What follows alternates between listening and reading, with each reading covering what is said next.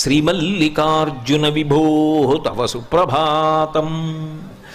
11 నామములు చెప్పారు ఇందులో. 11 నామములు ముందు చెప్పడం ఎందుకు అంటే, మొట్టమొదట 11 నామాలతో మొదలు పెట్టడం ఎందుకు అంటే, శివుడు ఏకాదశ రుద్రస్వరూపంగా ఉంటాడు.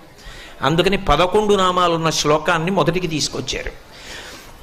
శ్రీశైల సుప్రభాత కూర్పుకున్నటువంటి అందం అది. అందులో మొట్టమొదట చెప్పినటువంటి నామమే శంభో అని మొదలుపెట్టారు. నిన్నటి రోజున మీకు నేను చెప్పాను, శంభావయతీతి ఇది శంభు. సుఖము ఒక భావన.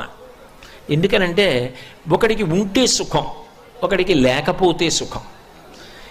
నేను ఎందుకంటున్నానంటే ఈ మాట, ఒకడు డబ్బు ఉందనుకోండి సంతోషిస్తాడు, ఒకడు డబ్బు లేదనుకోండి సంతోషిస్తాడు. అలా కూడా ఉంటారా అండి అంటే ఉంటారు.